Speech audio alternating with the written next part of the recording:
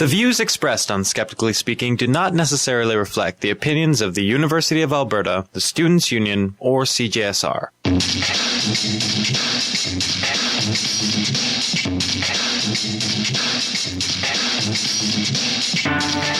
Hello all, welcome to Skeptically Speaking.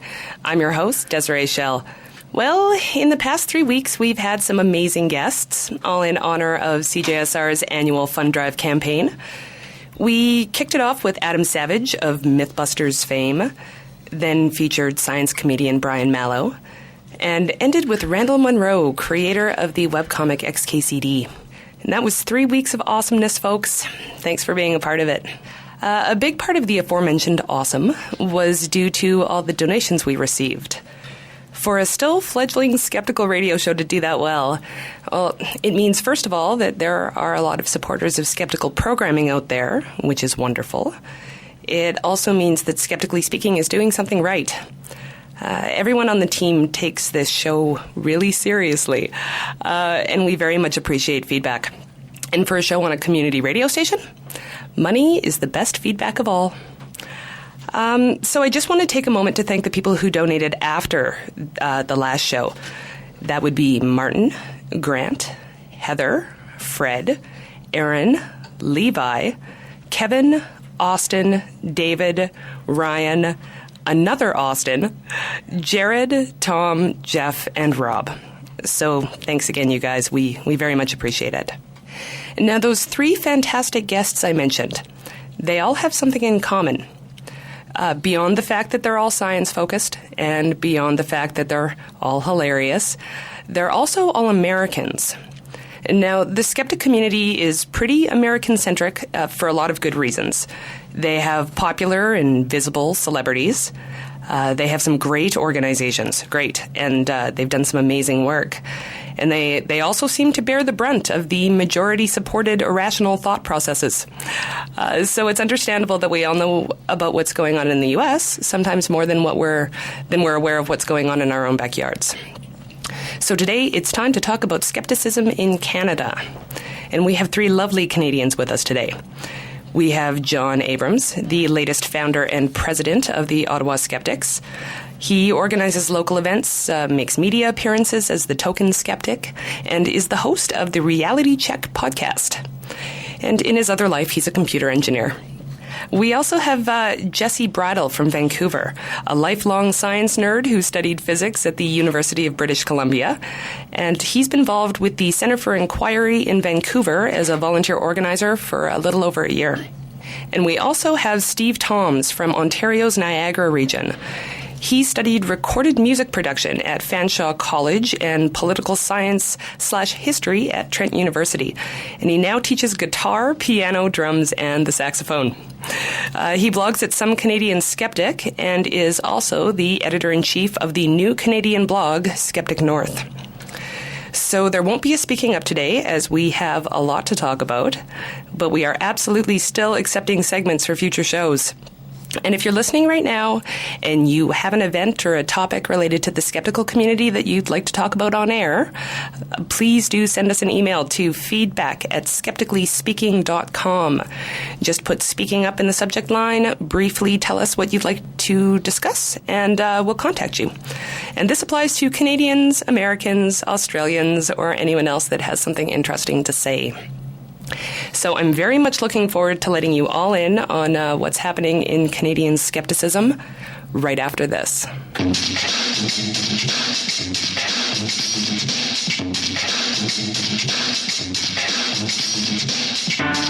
Skeptically Speaking wants you to question everything. To be part of the discussion, call in every Friday from 6 to 7 Mountain Time at 780-492-2577, extension 1.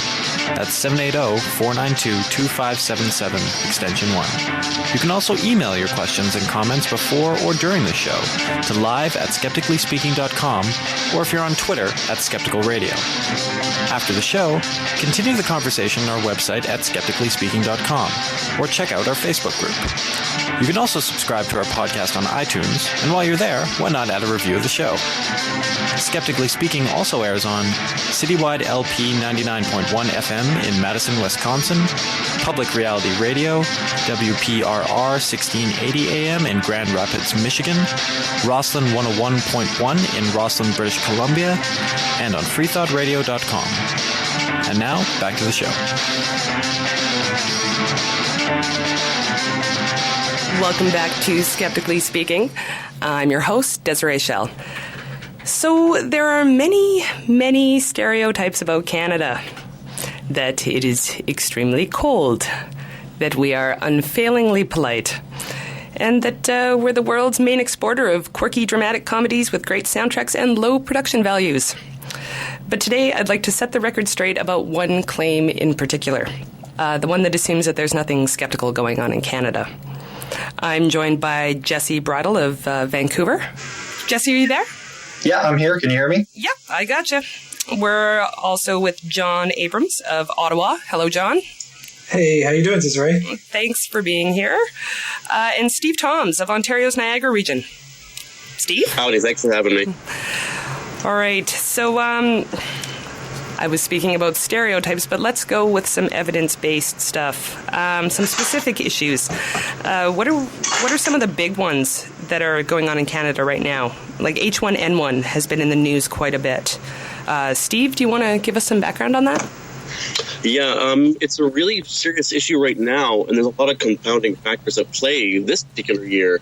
One source of the confusion is around the seasonal flu shot. The regular flu season lasts from about mid-October to mid-April, and this year is going to be no exception. The various agencies responsible for prepping the seasonal flu vaccine often do their best to predict which flu strain is going to be responsible for a given flu season. But there are fears that getting the seasonal flu vaccine this year would make a person more susceptible to H1N1. This fear is based on a study that has still not gone through the peer review process, nor has its findings been replicated. But this didn't stop the Canadian media outlets from telling this particular story, even though they were careful to point out that the information was pulled from an unpublished study. Now, another cause of confusion is coming from the usual anti-vaccination forces, the people that claim that getting a flu shot will give you the flu or some other far worse disease because it's all part of some massive pharmaceutical government collaboration designed to make people sick so that it will continue to line the pockets of big pharma. But now, two notes on that. It's physically impossible to get the flu from a flu shot because the flu that you get in the vaccine is a deactivated virus. That is to say that the virus itself is unable to use the host's DNA to reproduce. But nonetheless, people still say, I don't get the flu shot because it gives me the flu every time. So it's absolutely impossible for that to happen. Yeah, it is physically impossible. Now, you can get these flu-like symptoms, this is true, but these symptoms are not contagious, and so they no longer pose a public health risk. Even though you may be bedridden for a day and a half with some pretty bad symptoms, you're not going to make anybody else sick around you because they're not the actual flu. And as to a note about the government profiteering, with all the anti-vaccination hysteria that's been out there, pharmaceutical companies got a little bit gun-shy, and they just haven't been producing vaccines like they used to back in the 80s and 90s. And there's actually very little profit in making vaccines because the major reason that companies even bother to make them nowadays is because the government has decided that it would just be a good idea to have a stockpile of vaccines in case of an outbreak. Right. So what's going on in Ontario with it? Is there anything interesting?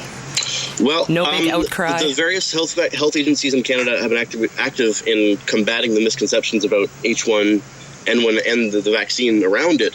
But I think they're largely ignoring the attacks from the alternative medicine community. I think partially because homeopathy and acupuncture and naturopathy don't normally fall into the crosshairs of Health Canada. Right. But the organizations that are backing these alt-med communities make these continuous attacks, and they're usually laced with the language of conspiracy, poisoning your body, profits, and alt-med, and it's non-invasive and gentle, and it uses your own body. But the science that drives Health Canada knows that this kind of stuff is nonsense, so it barely gives it a second glance. But the sad fact is that these charges by the alt community get a lot of press, like the one that I mentioned a moment ago about getting the H1N1 vaccine or seasonal vaccine would make you more susceptible to H1N1, even though it's not been published and has not been scientifically peer-reviewed just yet. So people are choosing to not get themselves vaccinated or their loved one vaccinated, which, of course, puts all of public health at risk. Right. Now, Jesse, continuing on the vaccine issue, there was recently an outbreak of mumps in BC, correct? Yeah, that's right. In, I believe it was August of 2008, there were over 200 cases of mumps, and that originated from a religious community that didn't vaccinate their children on fundamentalist religious grounds. So it's not the same kind of thing that we're starting to see with the Jenny McCarthy anti-vaccination stuff. But still, it was pretty bad, and those kind of communities pose just as much of a health risk to the public as Jenny McCarthy does. Right. Now, John, you had some information about healthcare practitioners refusing to be vaccinated. Yeah, it's been a bit of a controversy here in Ottawa, at least in my newspaper that I read, the Ottawa Citizen. It seems that there's a bit of a controversy that started about a month ago, where the health practitioners first didn't want to be vaccinated for whatever reason, or at least have the option to not do it. And there's been a series of articles and letters back and forth. And Health Canada eventually decided, fine, the frontline healthcare workers do not have to be forced to be vaccinated. And I've also noticed online that now the anti-vaccine supporters are taking that decision, saying, see proof, you don't need the vaccine. Even Health Canada is saying you don't need it. And they've been twisting it, and it's very annoying. And it's very sad that this debate even has to happen, because you'd think that the healthcare providers on the front lines should know that the vaccines are safe and are important for your health. And they're role models, too, for the public. You know, like, how can a frontline health worker be able to give the line that you're supposed to get vaccinated if they're not willing to do it themselves? And there's no reason not to, because it's free and it's safe. Well, you just mentioned the anti-vaccination people. Now, there's no actual formal anti-vaccination organization in Canada, is there? Unlike the U.S. and I believe Australia. I think there might be actually a anti-vaccination institution in Canada, but they seem to have a very minor voice. They don't seem to get much airplay or media exposure.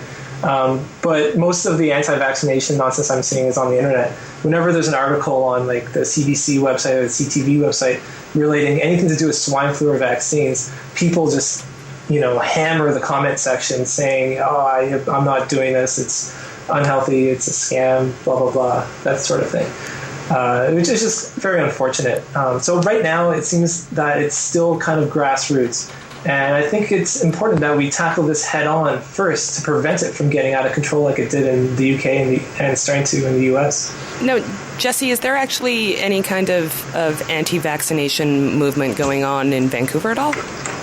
I wouldn't say that there's a centralized anti-vaccination movement, but there's definitely a push against vaccinations from, there are crazy people on the internet with their websites like Jonathan was talking about. And the naturopaths as well, who have been given expanded rights and abilities in BC just recently, many of them are anti-vaccination. The College of Naturopaths in BC is officially neutral, and so neutral's in quotations, like how in the Texas school board has to stay neutral on evolution. So a lot of naturopaths are actively discouraging people from getting vaccinated. Right. So, listeners, as always on Skeptically Speaking, we love to hear people's perspectives. Call us at 780-492-2577. You can Skype us at Skeptically Speaking, or email live at skepticallyspeaking.com, or tweet us at Skeptical Radio.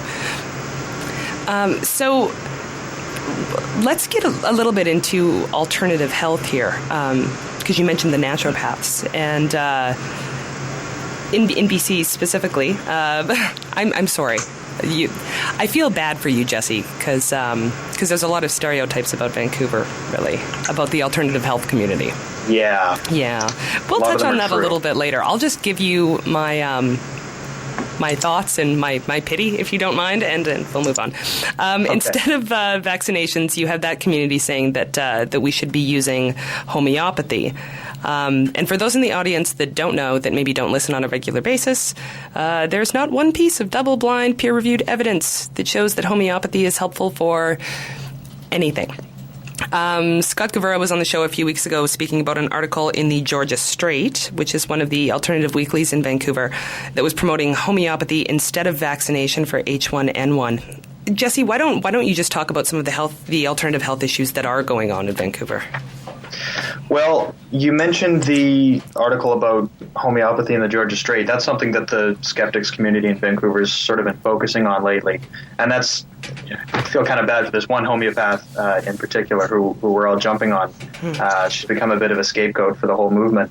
But, she's recommending not to vaccinate your children, to not give them allergy medications, that sort of thing. She sells homeopathic first aid kits, and it seems like that's pretty standard for homeopaths around Vancouver, and there are plenty of them.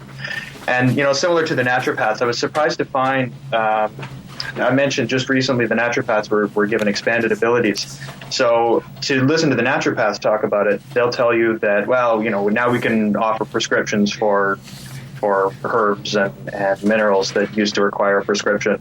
But it's actually much more than that. They're able to perform some minor surgeries. They're able to use X-rays. They can perform allergy tests, which is a specialized thing that only an allergist should be able to do.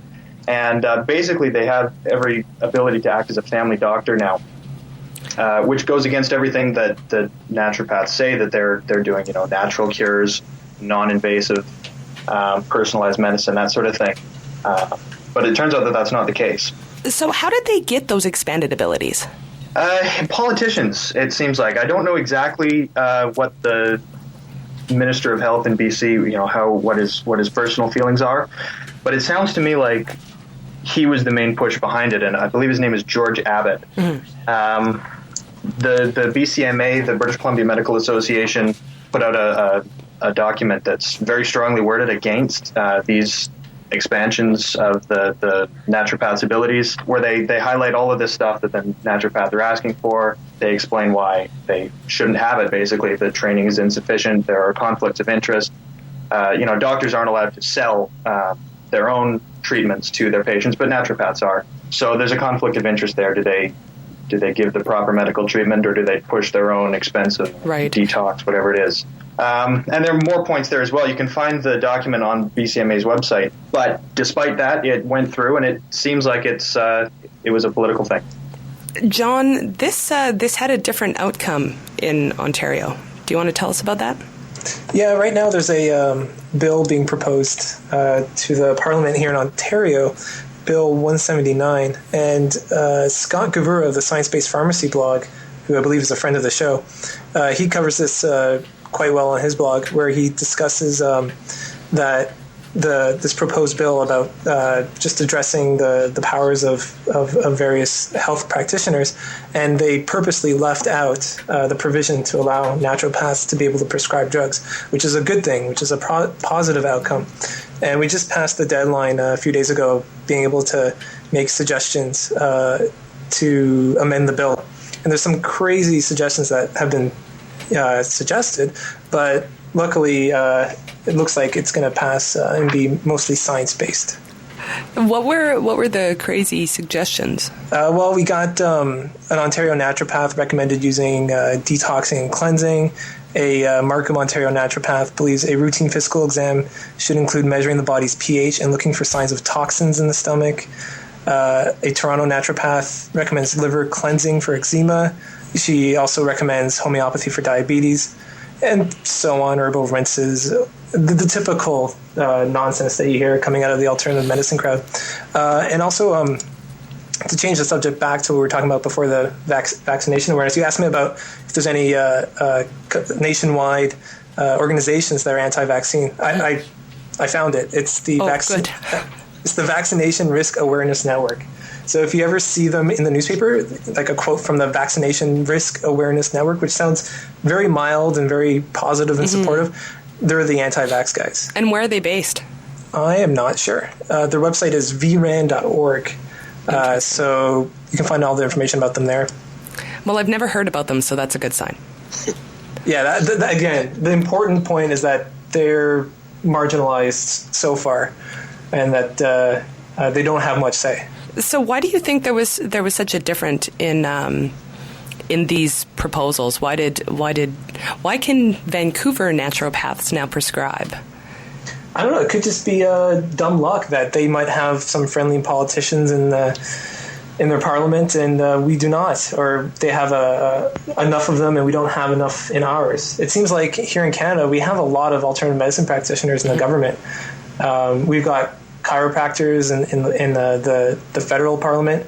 We have a chiropractor as our minister of science and technology, which is lovely. Hear that, listeners? Not to mention the fact that he doesn't. He not only doesn't believe in evolution, but he doesn't understand what it is or understand what science is. That was a controversy that appeared about 6 months ago and kind of died down. But he's still there. I started up an online petition to get rid of him, but that hasn't seemed to go anywhere. You can try going to goodbyegoodyear.com if you want to sign that petition. Does anyone have any other alternative health issues that are going on in your regions? Yeah, if I can go back to the vaccinations for just a moment, there's something that I found in researching this that was, I guess, not surprising. I was a little surprised at the scale. I found a graph of infant vaccination, so this is by 2 years old, the rate of vaccination by region in BC. So overall in BC, 2-year-olds, 65% of them are up to date in their vaccinations. Vancouver Island has the best rate at about 73%. But the worst vaccination rate, which is actually below 50%, it's about 48% right now, is the North Shore, which anyone from BC will know that the North Shore, North Vancouver, West Vancouver is the most affluent and wealthiest region. And that's sort of in line with what I've heard before. We had Dr. Harriet Hall, the Skep Doc, give a talk about alternative medicine in Vancouver a few months ago.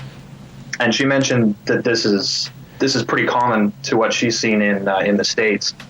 It's the worried well. It's the people with more money than sense, you might say. I like that phrase, the worried well. Yeah. So it's a little bit troubling that it's not the undereducated. It's not the low-income people who are falling for this anti-vaccination stuff. It's actually the wealthiest and the most able to provide proper health care to their own children. That's interesting information.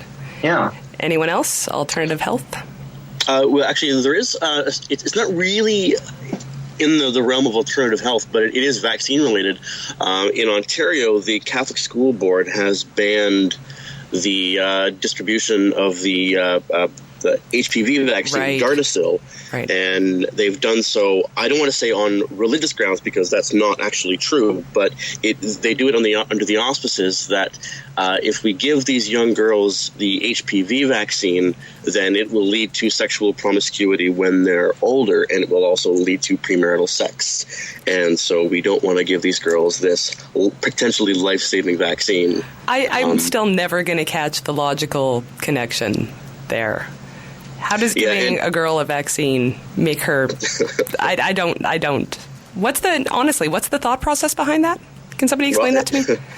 Their thought process? I'm not saying an evidence-based one. It also says too that anybody or any woman that gets cervical cancer, which is what HPV can do, is kind of deserving because they were sexually promiscuous. Now, the thought process is that it doesn't put the fear of respectability in you. Like, well, I don't got to worry about because apparently the only reason why girls don't have sex is because of fear of the HPV virus. Fascinating. And, it's kind of bothersome. That wouldn't be what I said. So, audience, please do get involved in the conversation. Whether you're a Canadian wanting to talk about what's going on in your area or you have questions for our panel, please do call in 780-492-2577. You can also Skype us at Skeptically Speaking, email us at live@skepticallyspeaking.com, or tweet us at Skeptical Radio. And I think we'll go straight to a phone call. Go ahead, caller. Are you there? I am. Yep. Hi. Go ahead, Kim. Hi.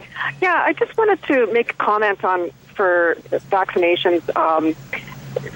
One thing that, to me, that's a concern to me is just over-vaccinating for just anything. And what's wrong with letting the body build up its own antibodies for certain things, and a person becomes healthy if they're given an opportunity to fight a particular disease on its own. And for people that are not at risk for certain things, why not let them just do what the body should do naturally? And I'm not speaking from any knowledge about knowing what goes into vaccines, but is there not a danger in what they use to make up the vaccine, like horse serums, and shouldn't that be a concern when people are getting vaccinated? Panel, who wants to take it? I can take that one. Great. Well, thanks very much, caller. Yeah, thank you. The problem is that sometimes the body doesn't heal itself fast enough, or there can be some fundamental kinetics that the virus or these invading bacteria can have that the body just can't combat in time, and that also in turn means that these viruses and bacteria can mutate faster than not only an individual can deal with, but a group of individuals. It's this basis called herd immunity, that 95% of a population can still be protected, but if any more than that 5 or 6 left over does not get vaccinated or is unprotected, then that is still enough of a small localized population of a virus or bacteria or otherwise these similar illnesses that can mutate and that can basically evolve and infect everybody else. So it's fine for some things like the cold, where like the body just has to work through it. But for something like the H1N1 virus, people are dying because of this, and people have died because of the flu in years past, and they will die again in the future. It's horrible, but we do have the tools to combat it. And if we don't combat it, then we are risking another 1917 influenza outbreak. And H1N1 is not only taking down the susceptible, like children and the elderly, it's also taking down healthy people. I don't think that this is the kind of thing where we can just sit by and rely on our own individual immune systems to deal with. All right, I don't want this to become the all-vaccine episode. So, and I realize we've just received a bunch of emails and there's calls waiting on the line. So I'm going to get to those calls and emails right after this.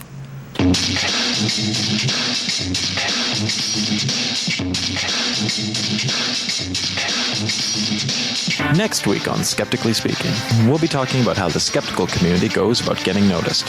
From comedy and music to scientific studies and how we respond to them, to blogging versus mainstream media to attention-grabbing stunts. Is all publicity good publicity, or do our own efforts sometimes work against us?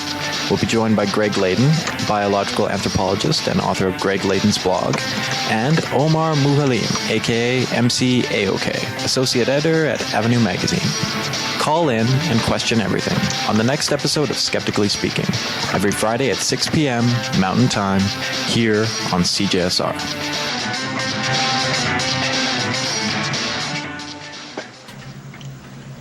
Welcome back to Skeptically Speaking. This is Desiree Schell, and I am talking with a lovely bunch of Canadians tonight. Steve Thoms of the Skeptic North blog, Jesse Brydle of CFI Vancouver, and John Abrams of the Ottawa Skeptics.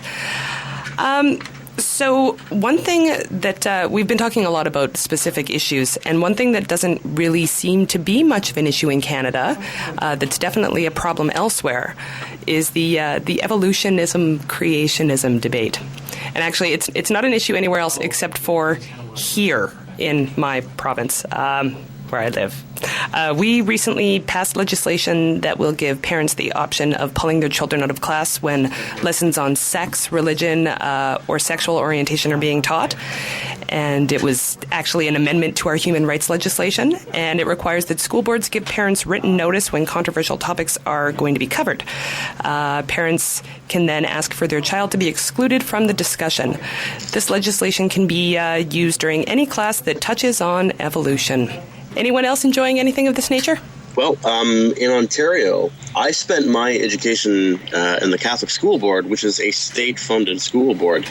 We generally think of religious education as not teaching evolution, but I learned evolution in my Catholic school board. I remember it being taught in grade 10. It may have been taught earlier. I just don't remember it. I can speak for the Ontario School Board. Evolution is definitely part of the curriculum, and we were tested on it.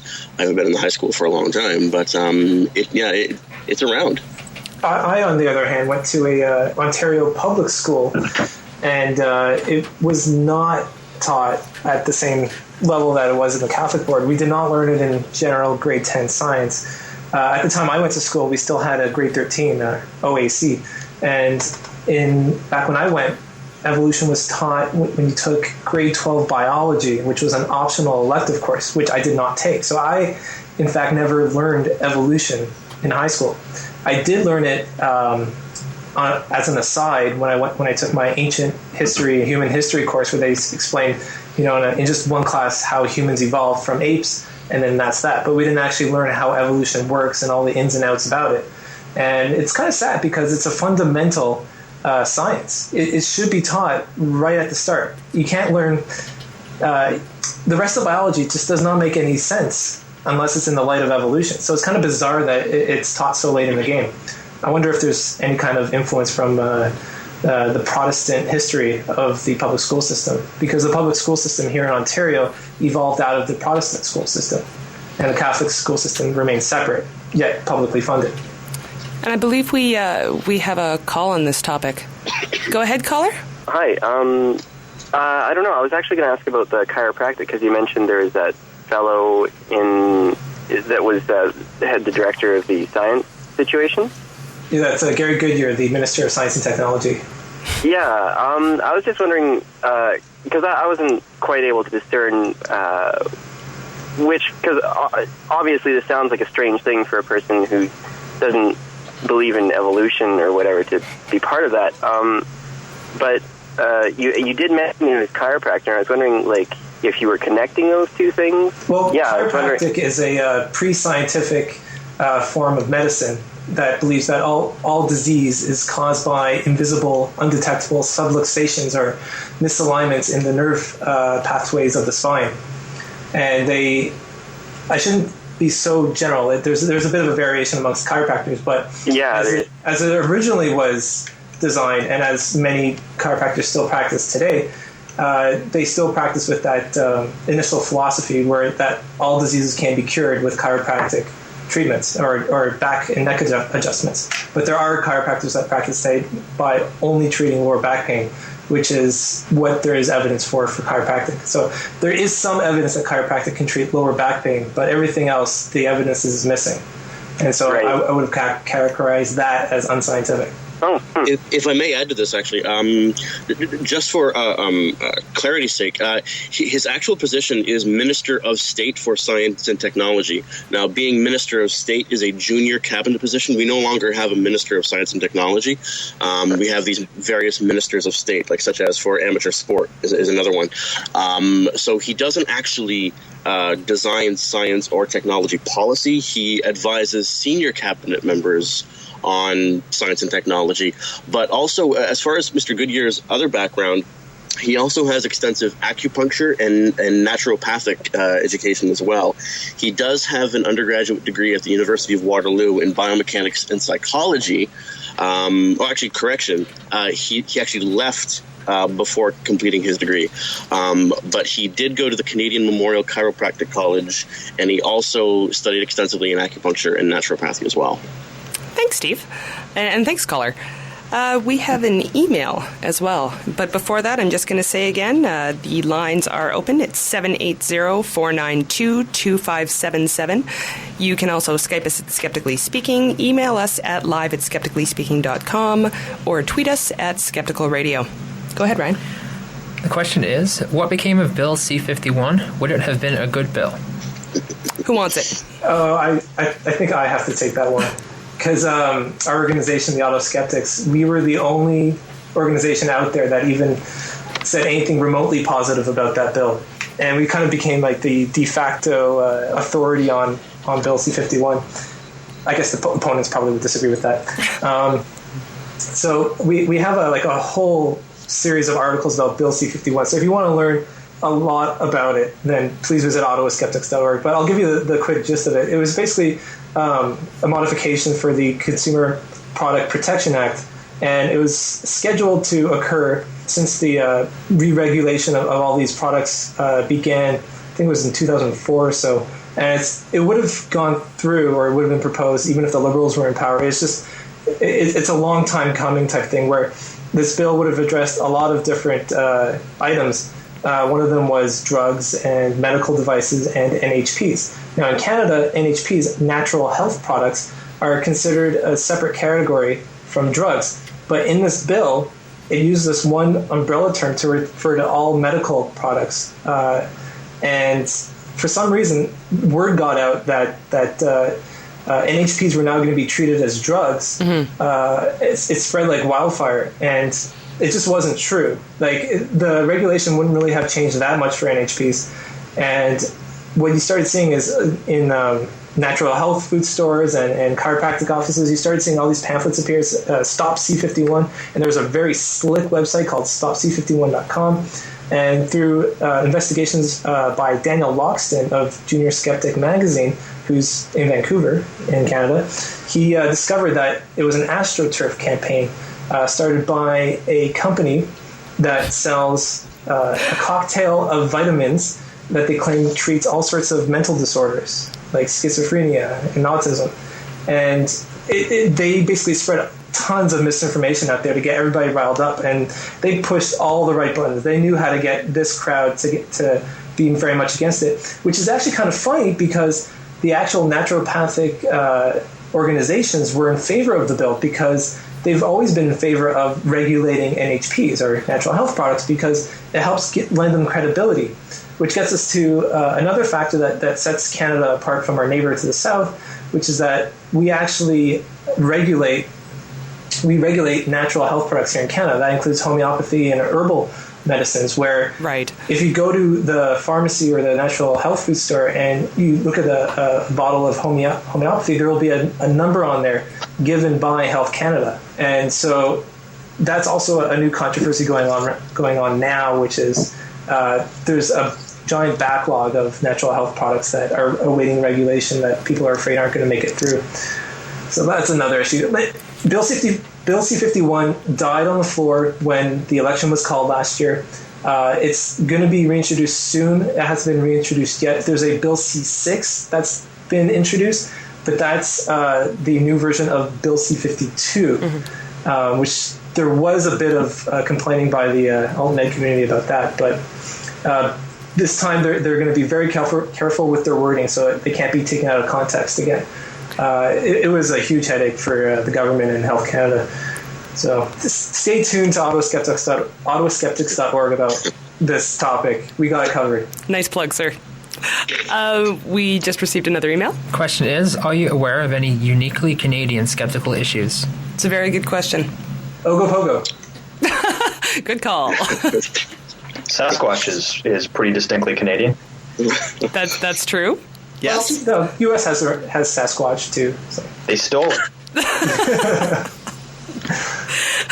That's it, eh? We got fictional creatures. Good. Well, we have all sorts of different. We have our own conspiracy theory with the Avro Arrow. Right. That's right. We also have various alternative histories, like there are people that claim that the Vikings made it to the north shore of Lake Ontario. That was a hoax that was perpetrated. Someone planted some fake Viking equipment around there. Other than that, Canada's pretty dry for controversy. Do you guys know about Oak Island? The which? Oak Island. Oak Island. Really interesting story. You can look it up on Wikipedia. It's supposedly pirate gold is buried deep beneath. There's a big pit that people have been trying to dig out for hundreds of years, and it's actually something that I was interested in when I was younger, in my pre-skeptical times. I thought there may be a bit of truth to it, but it seems like there's not. It's in the Maritimes. There could be gold there. They just have to dig further. That's the obvious response. Well, there's a bunch of spooky stuff about traps and the ocean floods in because there were tunnels dug specifically to stop people, and there are tablets warning of all kinds of horrors that lie merely 10 feet below, and no one's ever gotten that far. It's a pretty cool story. So what I was referring to there about the Viking relics, that's known as the Beardmore relics, Beardmore. You're on Google right now, aren't you? I can totally Wikipedia. tell. Okay, this brings us to a different area. The difference between Canadians and Americans. And one of the things that I find fascinating is since we have so much exposure to the U.S. and their skeptical issues, a lot of us aren't even aware of the different legislation surrounding some of these issues. For example, our libel and slander laws, and even free speech laws, and separation of church and state. Steve, I think you were going to talk about this? Yeah, well, Canada and the United States, for all our similarities, like we have these cultural, linguistic, geographic, demographic similarities and resource similarities, and we have the same media that gets bounced back and forth. But for all of these similarities, we kind of forget that we are our own country, even though we have these awesome Maple Leafs mittens and hats and toques that we wear all the time. We actually are a different country. And for instance, I think Canadians have this assumption that we have a separation of church and state, because both Canada and the United States are liberal democracies, and that separation of the two entities in the United States is a very pronounced item of political rhetoric. So it kind of makes sense that we just have the same separation. But in fact, there is no actual enshrined separation. Now, the American Constitution, it clearly states, Congress shall make no law respecting an establishment of a religion or prohibiting the free exercise thereof. But I think that most Canadians who aren't familiar with our Constitution, and by the way, I refer to the 1982 Charter of Rights and Freedoms, not the 1867 British North America Act. Steve was in political science. I don't know if anybody noticed. Yeah. But I think most people would be surprised that the preamble of our Constitution reads, whereas Canada is founded upon the principles that recognize the supremacy of God and the rule of law. Now, part of the confusion lay in how Canada and the United States and the U.S. treats their Constitution. Now, the Constitution of the United States very clearly enshrines in writing a set of principles and laws that define how a government actor is to behave or not to behave. But in Canada, we come from the English tradition of common law and constitutional convention. That is to say, precedent defines how our country operates under the law. So if something is done for a certain way for 150 years without being bothered to be written down in the books, well, that's the convention of our Constitution. And further complicating this issue is that Quebec operates under its own set of laws based on the old French system of civil law, which is similar to how the Criminal Code of Canada operates. If you do this, then that happens. If you do that, then this happens. Right. The Canadian Constitution is very difficult to get rid of this religious preamble because, unlike the American Constitution, our amending formula is very vague and it's unclear, and it's almost impossible to happen because people just haven't figured out how to do it properly. Right. Now, you mentioned libel and slander laws. Mm-hmm. Now, it's fairly widespread knowledge in the skeptical community about the case of Simon Singh and the BCA. Mm-hmm. For the listeners that don't know about it, Simon Singh is a British science writer who wrote a column saying that the British Chiropractors Association happily promotes bogus treatments, end quote. And therefore, the British Chiropractors Association, the BCA, launched a libel suit against Singh. Now, libel laws in the UK work backwards compared to how they work in Canada and the US and other liberal democracies, because over in the UK, the burden of proof is on the defendant that they did not commit libel. So they are literally guilty until they prove themselves to be innocent. And in fact, their laws are so bad that if I write a column here in Canada and somebody in the UK gets a hold of it, prints it up and puts it in some magazine or for sale pamphlet in the UK, and someone in the UK could sue me for libel, and I would have to be brought to a UK court on my own dime to prove that I did not commit libel. You don't have to be British. It's called libel tourism. Sorry, say again, John? I was just going to say that the person doesn't have to be British to sue you. Someone in Australia can sue you as long as you were published in the UK. Yep. Yeah, that's a very good point. And the Church of Scientology has been engaging in this practice for a while, too. And this phenomenon is called libel tourism. And now other countries are now having to rewrite their legal code to protect their own citizens, because this is not only a legal threat to you and I and to free speech, but it's also a sovereignty threat to other nations, because it dictates that our own laws cannot be exercised in our own country. There are very serious efforts underway by American lawmakers and judicial experts and academics to protect American citizens from libel tourism, arranging it so that if libel charges that would not stand in an American court, then an American citizen would not be held responsible for the charges in another country. I've looked, and I can't seem to find any serious movement outside of the scientific community of Canadian lawmakers and judicial experts and other academics that are standing up to the UK's atrocious libel laws. We're just kind of letting it go by. And I think that can really... that's risky. I think that Canadian skeptics would be well advised that we're still on the hook for libel tourism unless we effect some legal change here at home. And this is something that is especially important to us right now because there's a new skeptical blog project in Canada, and we don't want to be sued. So, Steve, why don't you just tell us about Skeptic North? Skeptic North, its genesis was just after TAM. For those of you that got to go to TAM, there was this communications network set up by yourself, Des, and Scott Gavora of Science-Based Pharmacy.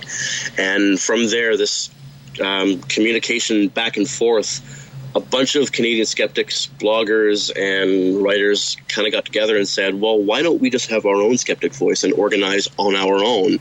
Because I think we're all kind of sick of waiting for somebody else to do it, or just assuming that the American example is good enough for us.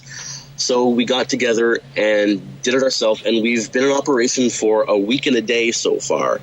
We have writers from across the country. We're still missing some major markets, such as all of Saskatchewan and Manitoba. We have no writers from those areas, or Quebec for that matter. But by and large, we're getting more writers, and we're dealing with our local, regional issues, but getting a national voice in a way that just hasn't happened before. And that's what I want to talk about. Now, until this, there really was no national voice. So we didn't have much of a way to figure out what each other were doing. For example, like John, what's going on in the Ottawa Skeptics? Well, we're just a local organization. We've done some local investigations. We have a monthly meeting, but now it's turned into a lecture. So we have now a monthly lecture, different guest lecture. We have Skeptics in the Pub, which guys in Vancouver do regularly. So just the typical local stuff, and you can see it all on our site. It's nice that we now have this pan-Canadian blog where we can share all these things. Mm-hmm. And get the word out. And actually, like, Jesse's group is just crazy active. Jesse, do you want to talk about that? Yeah, the Centre for Inquiry has been active in Canada for, I believe it's over 2 years now. It's not over 2 years, and it's just about 2 years. But they were in Ontario for a year before they really began spreading it, and now they're popping up all over the place. We've got centers in every major city across the country. And in Vancouver, we've been going a little bit over a year. We do a monthly lecture series, which is quite well attended. I mentioned we had Harriet Hall, the Skep Doc, come up a few months ago. That was one of our biggest talks. Different topics, science, philosophy, skepticism. And the Centre for Inquiry from Ontario has been doing some great stuff in the last couple of years as well. National press, the guy in charge has been on TV. He writes a column in the National Post. So it is becoming a major voice of skepticism and humanism and atheism and all that good stuff that the CFI does within Canada. So I guess what I want to know is if we have active groups all over the country, and they've been going on for a while, why did it take us this long to get together and get a blog project going? Well, my first post for Skeptic North dealt with this specific issue is why now? Why not 20 years ago when other major skeptic organizations were really starting to get some national organization down pat? Canada has always had this really rough problem of regionalism, from province to province to region to region. Political scientists all throughout Canada have divided Canada into 6 regions: British Columbia, the Prairies, Ontario, Quebec, the Maritimes, and the North. And it's really hard to get these regions to talk to each other because of the various religious, cultural, linguistic, geographic, resource demands that are from region to region. And it's a serious challenge to get somebody from Ontario to get along with somebody from Alberta, for instance, or Quebec to get along with somebody from British Columbia. I blame regionalism. That is the nature of the beast. I think it might also be that we've just been missing the leadership needed to get things moving. You know, like the U.S., they have James Randi and Michael Shermer. Mm-hmm. We just might be missing one of those guys, you know, which is kind of unfortunate because James Randi is Canadian in origin, but he's moved to the U.S. now. Yeah. We've had our own few skeptical greats, but most of them are no longer with us. Mm-hmm. So we're left here picking up the pieces and trying to start fresh. So we actually have a tweet. This comes from Zen Monkey. How can we lay skeptics best help the movement? What would you like us non-names to do in support? Well, the way I kind of got my skeptic start is, aside from my own blog, somecanadianskeptic.com, is I was a commenter at the various skeptical communities, Skeptic in particular. I also commented, a regular commenter on bad astronomy and occasionally on Pharyngula and a few other sources. That's a great way to help not only practice your skepticism and to learn how to be a skeptic, but it also builds a skeptic community and this communications infrastructure that people can just get to know each other. And like, hey, there's this issue out in Vancouver. I know somebody in Vancouver. They comment over on this thing that I comment on. Commenting on these various threads and forums are a great way to just build this community of communication. It's been fantastic. Jesse, what would you say? There's a document that's edited by Daniel Loxton. You mentioned he's in Vancouver. He's actually in Victoria, but small distinction. It's called depending What Do on I if you Do live Next? there, that's a small distinction, my friend. Well, all right, fair enough. Okay. Anyway, so he published this, or he edited this large document called What Do I Do Next? Leading skeptics discuss 105 practical ways to promote science and advance skepticism. And it's full of 105 practical ways to promote science and advance skepticism for lay people. It's mostly stuff you can do for free or for extremely cheap. It's got some great ideas, and it's for free online. I don't know exactly where you go to get it. I'm sure it's available through... It's on skeptic.com. Absolutely. Yeah, okay. And I agree with you, Jesse. It's Daniel Loxton as well. It's fantastic. I think that should be mandatory reading for skeptics. Yeah. Yep. John, what would you say? If I could add something, which is that what is this, like, non-names? Are we like big names, or what? What's so special? That's a very good point. Yeah? We are lay people as well, Zen Monkey. That's right. I'm no scientist. I'm no magazine publisher or anything. The way I got started on this is I discovered skepticism, and I looked around town to see if there's any skeptics groups. There wasn't one, so I started one. I didn't know what the hell I was doing, and I still don't. But I'm having a good time, and look around town. If there's no skeptic group, start one. If there is one, join up. If they suck, start another one, or try to change them. Just get involved. Just get off your butt. Get out there. Yeah, Skeptics in the Pub takes all of 2 hours to organize. Or a skeptic camp. You can start really small. In Vancouver, we had a small grassroots skeptic camp, and the next year we were hosted in a big college. And it really, not to undervalue all of the effort that people put into it. It's a lot of great people working very hard, but it's not something that's impossible to do if you're just a lay skeptic. And I would also like to point out that this show makes it really easy to get involved. You can call in, you can do a speaking up, you can I don't know if anybody knows now, but if you listen online and you link to it directly from our website, there's video as well and a chat room. We are pushing the technological boundaries. There's so many ways of getting involved in the skeptical community, and the Canadian national movement is really, in effect, just starting out with Skeptic North. So everyone do get involved. So what would you say, guys? Expect big things? Absolutely. Yeah, I've been really, really, dare I say, touched by the incredibly positive support that we've been getting from not just the skeptical community from around the world. The Americans and the Australians have been really supportive in plugging our site and plugging what we've been doing, but also just Canadian people in general who aren't even just Canadian skeptics, who are Canadian science-friendly people. I think people have been waiting for this voice for a long time, and it's. I expect big things. Well, and on that note, we are out of time for today. So thanks so much to John Abrams, Steve Thoms, and Jesse Brydle for being here. And if you want to check out everyone who appeared on the show today, visit skepticnorth.com. And after that, visit our website at skepticallyspeaking.com. You can download the podcast version of this episode by noon on Sunday. That's MDT. Or you can avoid having to remember that at all by clicking the iTunes link and subscribing to the show. And perhaps while you're on iTunes, you could write a review. We very much appreciate that kind of thing. From the website, you can also join our Facebook group or follow us on Twitter at Skeptical Radio. So thanks very much for listening. Thanks to you guys so much for being here. Well, thank you. Thank you. Thank you. And we'll see you next week on Skeptically Speaking.